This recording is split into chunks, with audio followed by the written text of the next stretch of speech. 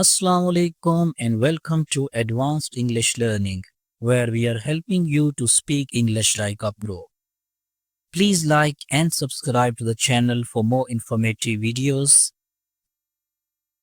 Learners آج کی اس video میں آپ کے لیے چند ایسے فریزز لے کے آیا ہوں جن کو ہائیلی ایجوکیٹڈ اور پروفیشنل لوگوں کے ساتھ ایسوسیٹ کیا جاتا ہے. تو ان فریزز کو سیکھ کر آپ اپنی لینگویج کو، اپنی انگلش کو ایک نئے لیول پر لے کے جا سکتے ہیں.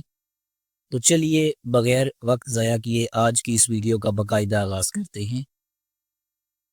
سب سے پہلے ہم جس فریز کی بات کریں گے وہ ہے it goes without saying.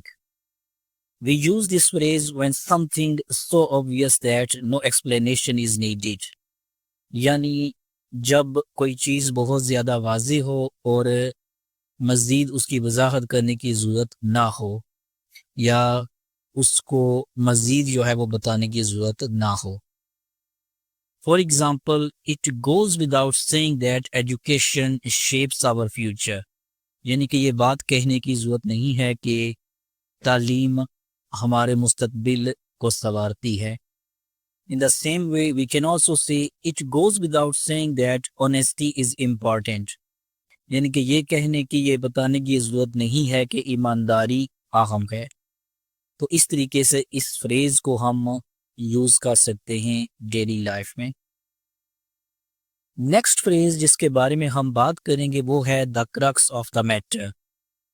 We use this phrase when we want to highlight the most important point. یعنی کہ جب ہم سب سے اہم بات یا اصل مسئلے کو سامنے لانا چاہتے ہیں تو اس وقت ہم یہ فریز استعمال کرتے ہیں. For example, the crux of the matter is financial stability. Oh, we can also say the crux of the matter is that we must decide on time. Next phrase جس کے بارے میں ہم بات کریں گے وہ ہے at the end of the day. It means the final conclusion after everything. Urdu میں اس کا مطلب آخری نتیجہ یا آخر کار لیا جا سکتا ہے. For example, at the end of the day family matters the most. یعنی کہ آخر میں سب سے زیادہ جس چیز کی اہمیت ہوتی ہے وہ خاندان ہوتا ہے. Or we can also say at the end of the day success depends on hard work. یعنی کہ آخر میں جو چیز کامیابی دلواتی ہے وہ محنت ہی ہوتی ہے. تو اس طریقے سے اس فریز کو ہم یوز کر سکتے ہیں. نیکسٹ فریز جس کے بارے میں ہم بات کریں گے وہ ہے with all due respect. It's a polite way to disagree with someone. Urdu میں اس کا مطلب پورے عزت کے ساتھ یا معذرت کرتے ہوئے لیا جا سکتا ہے.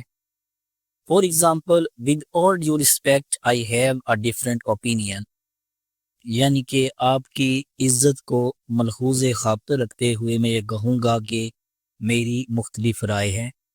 اور we can also say with all due respect that plan may not work. یعنی کہ معذرت کے ساتھ یا آپ کی عزت کو مد نظر رکھتے ہوئے میں یہ کہنا چاہتا ہوں کہ آپ کا یہ منصوبہ کام نہیں کرے گا. تو اس طریقے سے اس فریز کو ہم اپنی کنورسیشن میں یوز کر سکتے ہیں.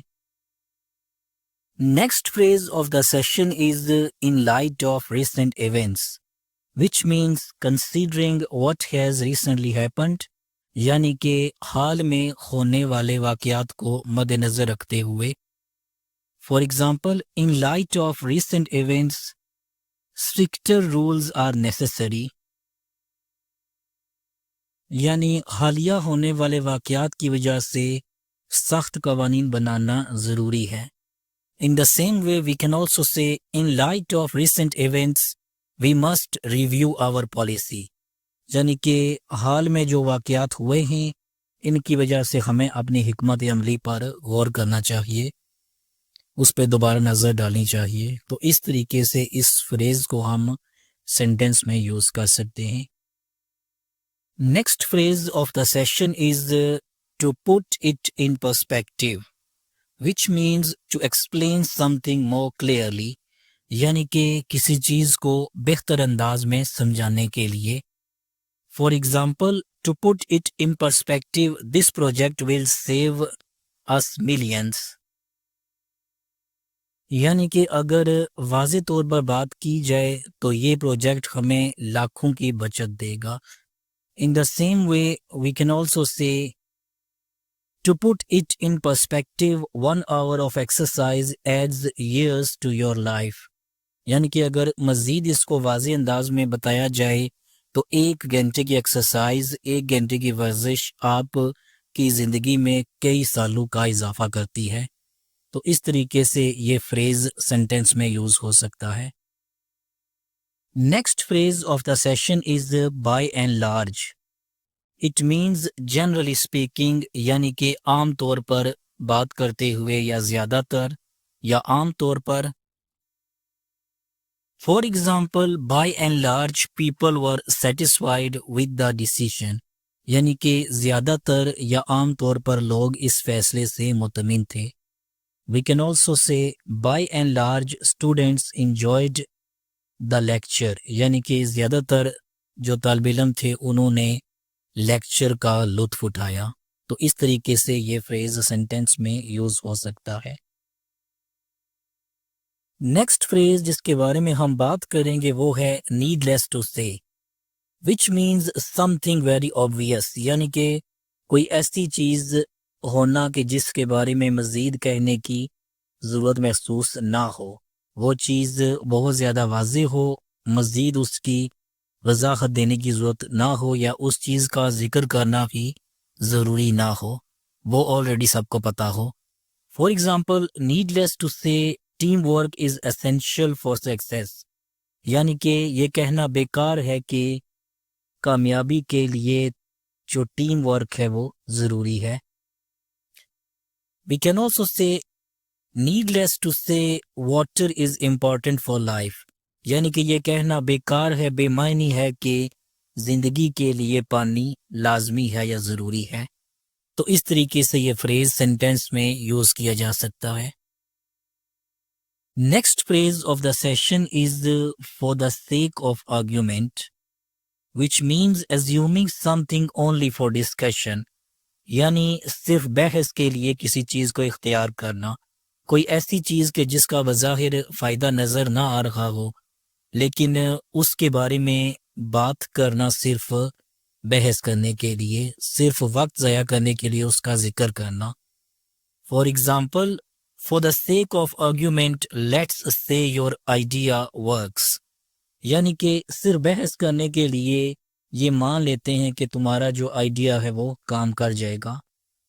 Another example is, for the sake of argument, suppose we have unlimited resources، یعنی صرف بحث کے لیے فرض کرتے ہیں کہ ہمارے پاس لامحدود ذرائع ہیں. تو اس طریقے سے اس فریز کو ہم سینٹینس میں یوز کر سکتے ہیں. Final phrase of the session is in the final analysis، which means the ultimate conclusion after careful thought، یعنی کہ اچھے طریقے سے سوچنے کے بعد جو تجزیہ کیا جائے. For example, in the final analysis honesty always wins، یعنی کہ اگر آپ ساری چیزوں پر غور کرنے کے بعد تجزیہ کریں گے تو آپ کو یہ پتہ چلے گا کہ ایمانداری ہمیشہ جیت جاتی ہے. Another example is, in the final analysis team work lead to our success, یعنی کہ اگر آخری تجزیہ کیا جائے تو یہ بات سامنے آتی ہے کہ ٹیم ورک کی وجہ سے ہم جیت سکے، ٹیم ورک نے ہمیں کامیابی دلوا دی. تو اس طریقے سے اس فریز کو ہم سینٹینس میں یوز کر سکتے ہیں. And this brings us to the end of today's session. Thank you very much for being with us. Till the next time, goodbye and keep learning.